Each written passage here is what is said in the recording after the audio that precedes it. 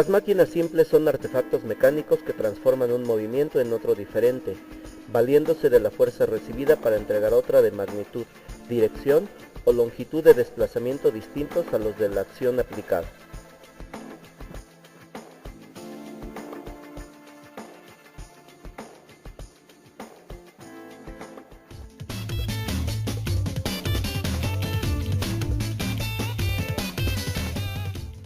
La palanca es probablemente la máquina sencilla de uso más común. Una palanca es una barra rígida u objeto sólido que se utiliza para transferir una fuerza. Gracias a un pivote, la palanca se puede utilizar para cambiar la fuerza aplicada, alterar la dirección y cambiar la distancia de movimiento. Un esfuerzo, un pivote y una carga son los tres elementos comunes en todas las palancas. Dependiendo de las posiciones de dichos elementos, es posible distinguir entre palancas de primera, segunda o tercera clase. Las palancas de primera clase tienen el pivote entre el esfuerzo y la carga. Ejemplos comunes de palancas de primera clase incluyen un sube y baja, unas pinzas o unas tijeras.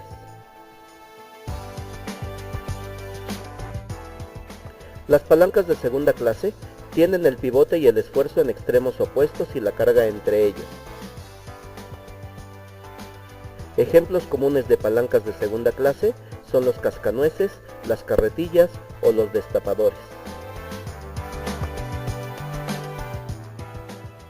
Las palancas de tercera clase tienen el pivote y la carga en extremos opuestos y el esfuerzo entre ellos. Un ejemplo común de palanca de tercera clase es la caña de pescar.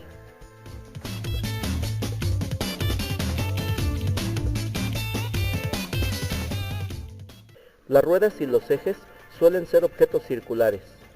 A menudo, una rueda grande y un eje más pequeño fijados rígidamente uno a otro. La rueda y el eje siempre giran a la misma velocidad.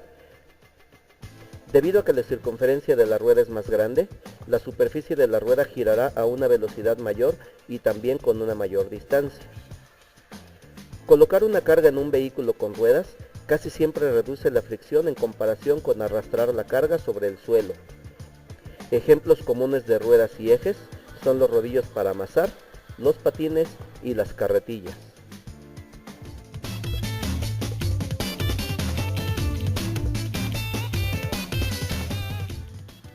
Las poleas son ruedas que se mueven con cuerdas, cadenas o correas colocadas alrededor de sus surcos. En una polea propulsada por una correa continua une las ruedas de dos poleas.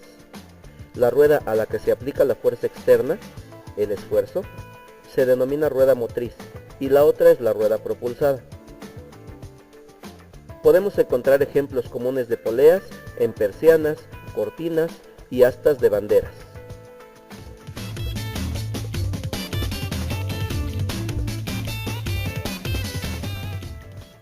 Un plano inclinado es una superficie en pendiente que se utiliza para elevar objetos, como una rampa. Utilizando un plano inclinado para elevar un objeto a la altura dada, el objeto debe moverse a una distancia superior, pero necesita menos esfuerzo que si tuviera que elevarse verticalmente. Ejemplos comunes de planos inclinados son las rampas y las escaleras.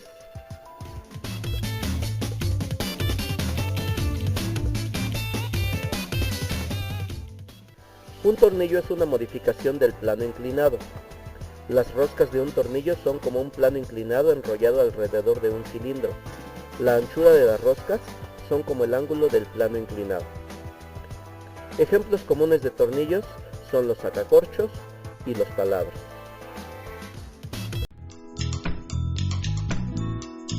Welcome to a world full of machines. Machines are objects that make it easier for people to do work. Work means that we are exerting force and moving something. We won't have to use as much force with our simple machines. Let's learn about the 6 types of simple machines. The 6 simple machines are inclined plane, lever, screw, pulley, wheel and axle, winch.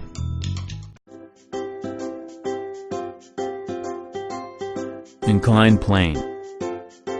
An inclined plane is a ramp that assists moving objects up and down heights. It is a plane surface, set at an angle against a horizontal surface. If Max wants to lift and place this box on a ledge, it is a bit difficult. With the help of an inclined plane, Max can now push the same mass up a sloping surface, with much less effort. This is because the force required to raise an object at a distance is greatly reduced by increasing the distance over which the force must be applied. So the mechanical advantage is the more the distance to cover, the less the force you need to move the load to the raised height. Did you know that a stair is an example of an inclined plane? Lever. The lever is one of the most basic forms of a machine. It helps us lift loads with less effort. A lever can be described as a long rigid body with a fulcrum along its length. Load, the object you're lifting. Fulcrum, point at which the lever pivots. Effort, the force applied to make the object move. Levers are classified into three categories, depending on the relative position of the load, the fulcrum and the force. In the first class, the fulcrum is in between the effort and the load. In the second class, the load is between the fulcrum and the effort. And in the third class, the effort is between the fulcrum and the load. We use levers in so many of our daily activities.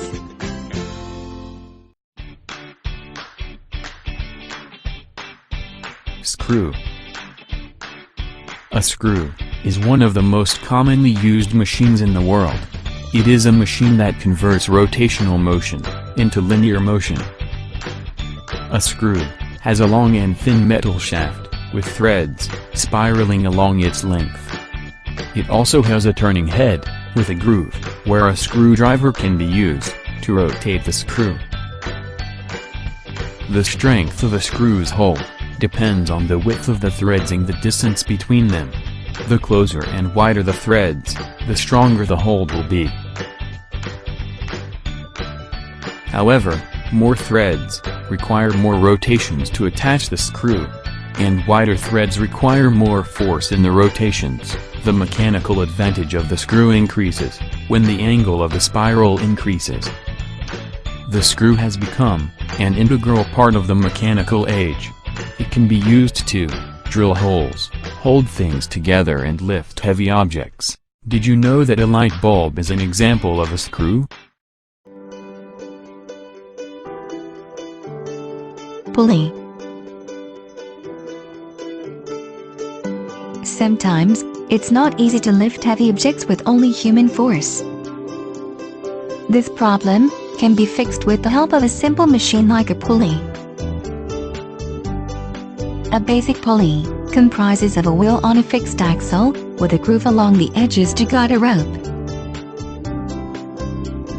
When you put two or more pulleys together, you have created a great lifting machine.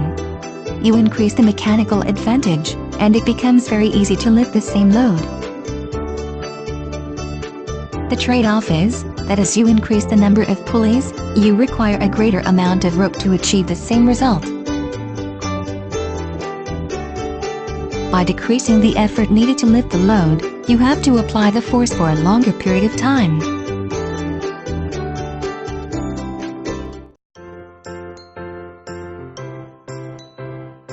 Wheel and axle. When we have to move a really heavy object, we have to use a great deal of force to push it. That's because of friction, the force that's resisting the motion of the object on the ground, and gravitational force, the force that pulls the object to the ground. The wheel and axle solves this problem. In this simple machine, a wheel is locked to a central axle, and they rotate each other when a force is applied on either one of them.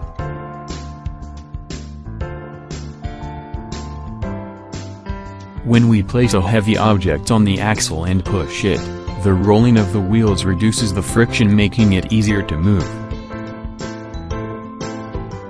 We see the wheel and axle in many of our daily activities, such as when we use a car, a shopping trolley, or a wheelchair. Did you know that a doorknob is an example of a wheel and axle? Wedge. The wedge is the active twin of the inclined plane. But unlike the inclined plane, which is stationary, a wedge does useful work on moving.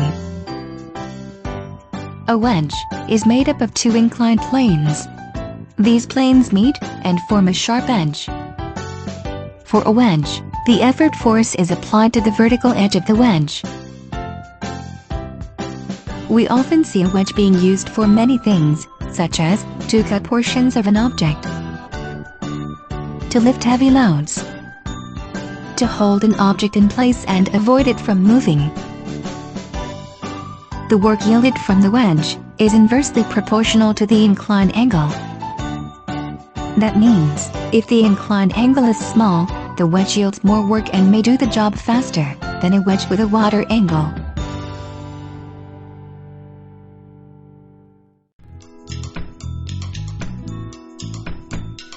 These were the 6 simple machines that make work much easier to do.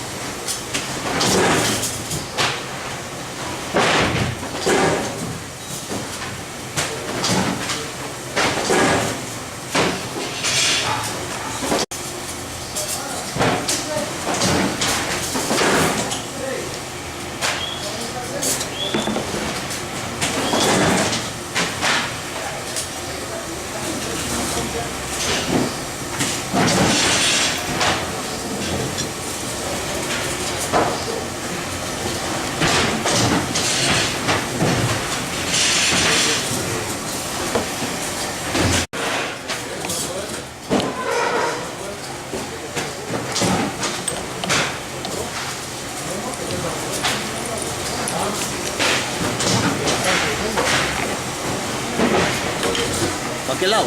Ay.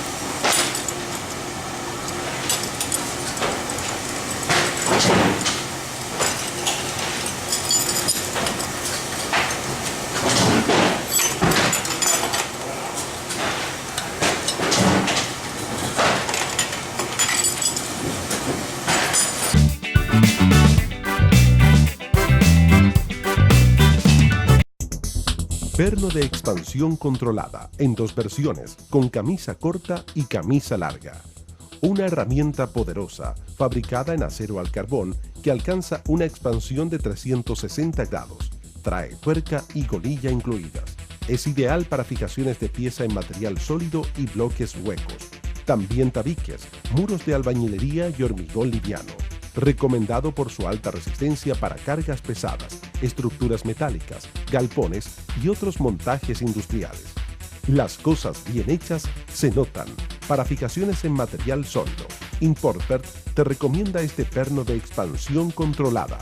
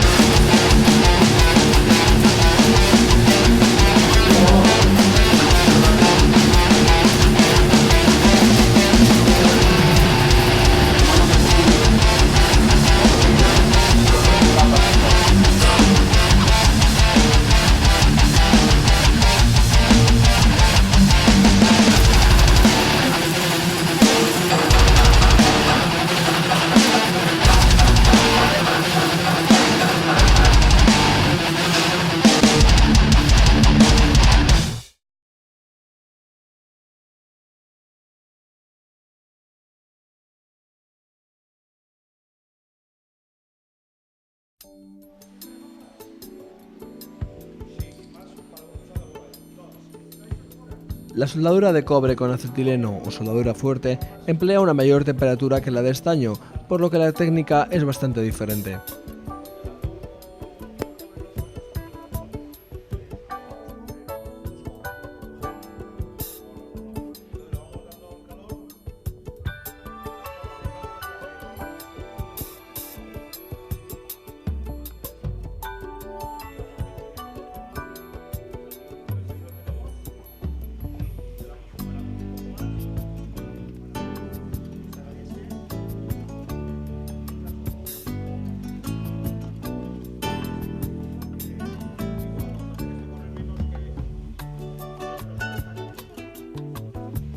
No calentaremos la unión de forma uniforme ya que se enfría muy rápido, sino que iremos calentando la zona donde vayamos soldando.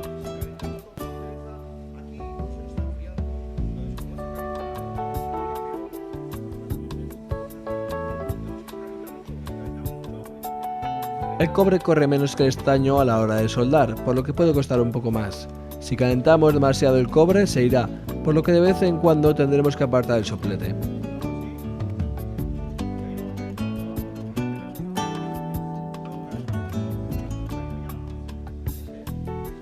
Podríamos fundir directamente la adición de cobre sobre la parte externa de la junta, pero entonces el cobre no penetra y la soldadura no funciona. Debemos calentar toda la zona para que el cobre entre hasta el fondo y asegure la unión. Tornillo tirafondo. Para fijar elementos pesados sobre madera u hormigón, te recomendamos este tornillo tirafondo. Si se trata de trabajar sobre madera, es necesario perforar con una broca cuyo diámetro depende del tipo de madera y el tamaño del tornillo. En el caso del hormigón, perforar el concreto con una broca del mismo diámetro del tarugo recomendado. En ambos casos hay que atornillar con una llave adecuada. A la hora de fijar equipos de aire acondicionado, brazos para televisores adosados a la pared, campanas de cocina o unir vigas y pilares de madera, no hay nada mejor, porque las cosas bien hechas se notan. Tornillo tirafondo de Importer.